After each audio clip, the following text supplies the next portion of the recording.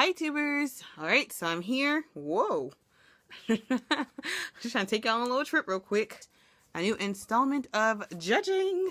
This is BAPS episode 2. So we start up right back where we left off at Ricarda's welcome back Cotter party. I don't know, Lord. If not, I'm gonna give you a minute. You can go ahead and check out the review of episode 1. Everybody who was on time to class, let's go ahead and get back to the fight. So Anisha, actually, in the beginning of this episode, I want to point out she did admit and indeed call what she did to Kristen a hex. So I was not wrong about calling it a Papa Legba hex, because that's what it was. She compared this fight that she's having with Kristen to the French Revolution. Lord, y'all terminology is wrong. You guys are just upsetting all kinds of nationalities. Honey, this is nothing like the French Revolution. This is the Hood Holocaust. She goes to try and get Swiss Beats' little brother, aka Page Plus, BKA, I don't know what that dude's name is. She goes and gets him and is like, hey, ain't you hood? You supposed to be helping me. He like, I got charges, but I'll try. Tried to check Kristen, and you could tell that girl was scared. You could tell she was sitting on her back like, she was real nervous. She was a little shook and shaken, but he didn't do nothing. He just said, how is she a bad mom? Only that's bad about her is feeding her son Doritos for breakfast.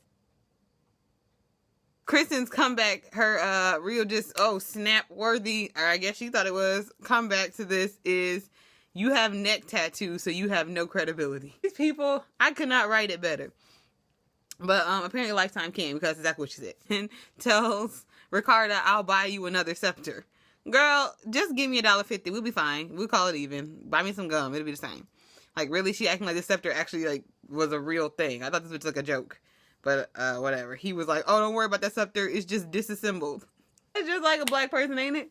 Don't throw that away. We could fix that. Get you some good old duct tape. Get you some Gorilla Glue. We be fine. We ain't buying nothing else. We're not going to replace it. No. We think that it's over with. We think that, she's about to go and that's it. But who shows up other than Ray Ray, who I guess is supposed to be our ghetto consultant? It's actually kind of sad because she's trying to use this as, I think Lifetime is trying to use her as the normal Negro. Nope, she's not either. Different sides of the spectrum. You done went all the way to the Cosbys and you done picked Ray Ray straight out the hood. Lord help us. Please don't let that be our mouthpiece, Lord. No. She says that her name is actually Rihanna, which is decent, but she wants to be called Ray Ray. And I'm gonna go ahead and get y'all together with this. It's R-A-I. Okay? Don't say Ray Ray. It's Ray Ray. This is our ghetto consultant just to let us know how black people apparently perceive these people. Oh my God.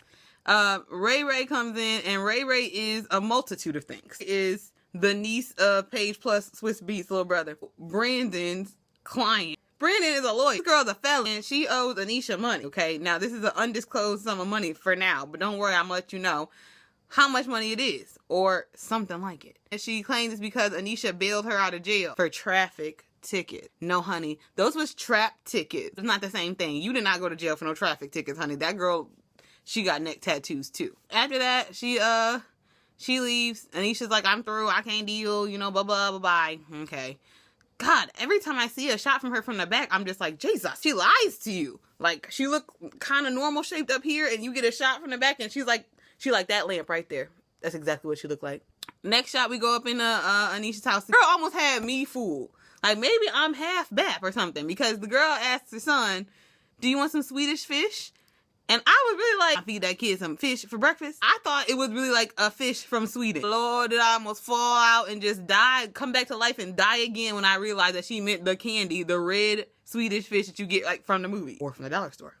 Just saying. The boy was all about it. He definitely wanted some Swedish fish. And she put that ish in a bowl. Like, she put it in a bowl, and that really was his breakfast. So I'm really starting to say, you know what, Anisha, you might be a bad mom. Didn't I say you only had this episode to sell me? And she's making food, it looks like, but she offers her son Swedish fish. The stove was just a hot wreck. Like, it started off, the stove looked clean, and like, I don't know how many minutes we done flash forward through, but by the time you look at it, it looked like that stove had been through hell and back.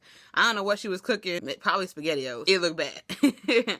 And then she was sit there and trying to say, like, I guess this was like her kind of like explanation for why she lived in what looks like the ghetto, or at least not the suburb. Well, she's a BAP. She lives in the suburbs, but when she got married, it's not cool to marry another BAP. I don't know if another BAP will want you.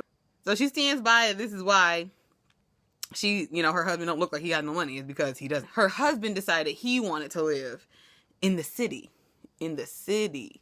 In the And hey, she got the house in a divorce and the market's bad. So what is she supposed to do? Girl, bye. No. That ain't why. You could have said you don't want the house. Like, they didn't force the house upon you in the divorce. You asked for the house, hunty. She really trying to pull it in this. Like, we don't know nothing. She ends her little spiel about, you know, her not dating BAPS people because she said dating people like her ex-husband and Paige plus Swiss Beats little brother keeps her humble. No, hunty. Uncle Sam keeps you humble. The economy keeps you humble. Don't lie to us.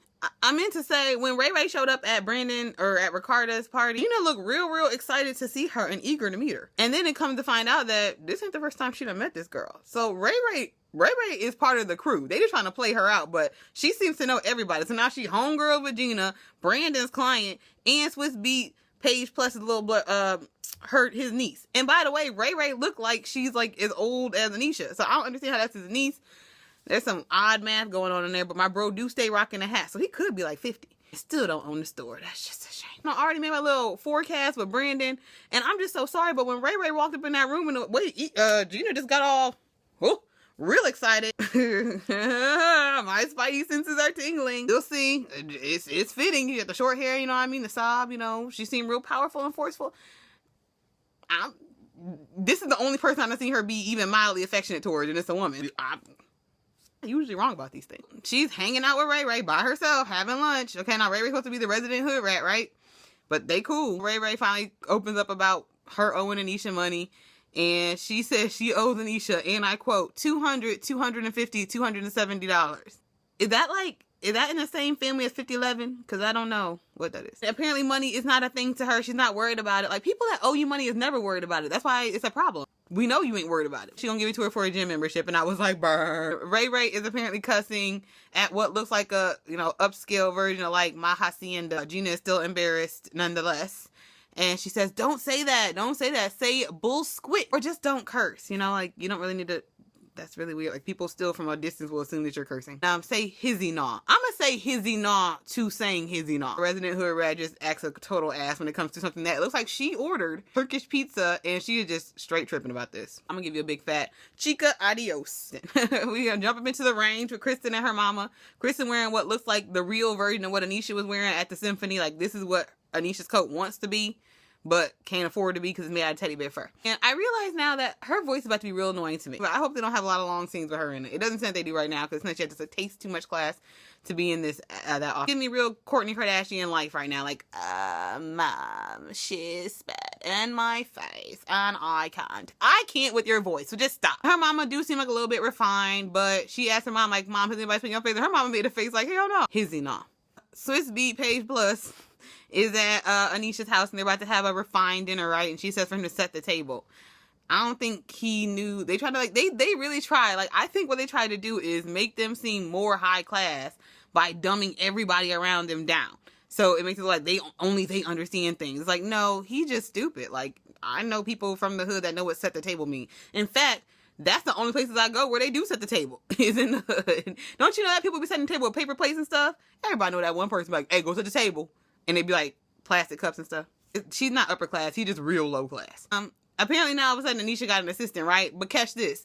In the beginning, this assistant was around. He was dressed kind of cute, but I know he got all that stuff from, you know, what's that show? The Body Shop. Either way, in the beginning, way back when she was making Swedish fish for breakfast, he said, hi, uncle, to her old husband. He's like, oh, what's up, uncle? That's her cousin. That's not her assistant. Girl, bye. And this is the first time we've seen him, too. And that was your assistant. We would have seen him before. My bro, Paige Plus, definitely had a knife on hand. He was ready to open that up, and that was nice. Because why is your china packed away? Like, if eating on fine china is a thing that you do, why is it in boxes? Like, you just got your Lifetime check and you went up to Bed Bath & Beyond real quick and got through some dishes. They could have just left that out. Lifetime really trying to, like, lightweight shade these people. Like, look at her opening these boxes to get this china out. Also, I believe that Swiss Beats is sleeping in that jacket because that's the same outfit he was wearing at the party. This is supposed to be later on, and he's still wearing the same jacket. Like, that's his only clothes. Him and Ricardo share the same closet. Brandon was there. He looked cute and lonely because his boyfriend was not there. I actually learned his name is Jason. Jason with a bow tie. So then Gina comes speaking up for her girlfriend, Ray Ray, who is not in attendance, and they all talking about her like she's some charity case because she's the only one that actually looks like she's had ramen noodles before. We all know Anisha had a ramen noodle or two in her day. Hello. And Anisha's like trying to talk about her like old Paige Plus dude is not sitting right there. That's not his niece. He gonna get mad. You talking about his niece like she's the resident hood rat. First of all, they drinking wine, right? It looks, I think that's supposed to be wine, but it looks just like Welch's grape juice. And their glasses don't even match. For all the work they did to take out this china, none of the glasses, the wine glasses match. Anisha is drinking out of a champagne flute. She's drinking the wine out of a champagne flute. And if I'm lying, I'm dying. She was holding the thing like this, like Lil Jon's pimp cup. Girl, bye. Hey girl, your hood show it. Brandon got her together talking about something. Maybe he can learn something from everybody, like how to fight. Boom, he keep getting her together because she can't fight. Then we get to a coffee shop, right? And then we see Jason with no bow tie. So he can't be Jason bow tie because right now he's Jason no bow tie. He actually says word. He owns a whole bunch of coffee shops in the hood and she couldn't believe that people in the hood drink coffee. For all the stuff that she knows about in the hood, she always in the hood. Like, that's weird. You can't talk about it being in the hood when you at the coffee shop. Chica adios. She lying anyway because she just there for free coffee. And of course, John Baptiste is just running through and he's like, oh, do you want something like something nice? She's like, no, he want chips. All he want is chips. Like, this is the ghetto kid. Hood showing again.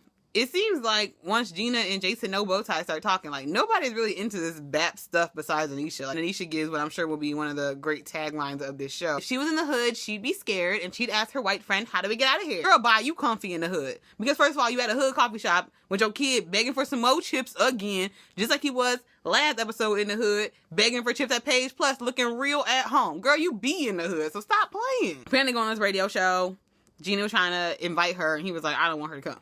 Like, he played her. He was like, no. You know, he's wearing a ring on his left hand. That made me sad for Brandon, but I'm sure that Brandon don't care. He willing to be the other woman. He can be the other woman. Kristen says, no, keep it 100. Yo, hood showing, girl. They were at this restaurant, and I guess they were sharing, right? Like, this food was like this big. Like, it was nothing, but they're sharing. And of course, Lifetime makes a big deal about, like, actually zooming in on the food. Like, look how small it is, and they're still sharing. That means that they must be ritzy. No, girl, sharing don't help when all you eating is carbs and Prosecco. Get out of here. And Gina was driving, and that side was riding low. My dad used to always listen to this song called Riding High. I don't know who it was by, but it was in a super deep voice. And when I saw that car, I was like, riding low. They argue about whether it's sideline or sidebar shade. It really don't matter because neither one of y'all have business saying it. The side bit the dust literally. Like, that side went boosh. And why Gina get out and snap that back on like it's a damn Hot Wheel? I was through. When Anisha got out, her leg was looking quite nice. That's what she should have showed off at that symphony rather than. So Kristen informs her that, you know, she has been watching her Real Housewives of Atlanta and she has been taking notes. That when she spit in her face, she wanted to slap the dog shit out of her. I'm like, see, your hood is showing too, girl. Hide it. Get it together. Because I don't even know that you've been watching Real Housewives of Atlanta. And that's not good. That's not what BAPS would do. Don't try to just watch CNN. And Anisha says that she felt the same way. I'm going to go ahead and cue in Brandon. Neither one of them can fight, so it don't matter. They could talk all day. What I thought was kind of cute, since they're going to force us to watch what they watch them order anyway, was Anisha tried to play. She was like, oh, I want a really thin line of pink, blah, blah, blah, blah, blah. And no wild mushrooms and no asparagus. Girl, if you don't just say no vegetables, like, you try to make it sound cute, like you was like trying to be gourmet about it. Like, you just don't want no vegetables. Take all the healthy stuff away and give me starch. Bye. And Lifetime, y'all rude, because y'all could have cut that out. We did not need to watch them order. Anisha and then trying to go back and forth. And, like, I don't really feel like Anisha had the leg to stand on the spitting thing. Like, she knows it was wrong and tasteless and classless and just gross. She should have apologized and been grateful that that girl did not sue her. As Brandon informed her earlier, yes, that is assault, and you could have gotten in trouble for that. So, and you know your dude got charges. You don't want them coming up there shaking everybody down, because he would have went down that night. Don't do it, girl. Learn how to act. You said you want a thug. Don't be scared now. You can't be getting in fights. He gonna go down. He going straight down to the Sing Sing. Orange is the new black, okay? So, Anisha was wrong. She had no leg to stand on, and she finally got around to saying that, but it took her so long that I think it kind of lost the purpose.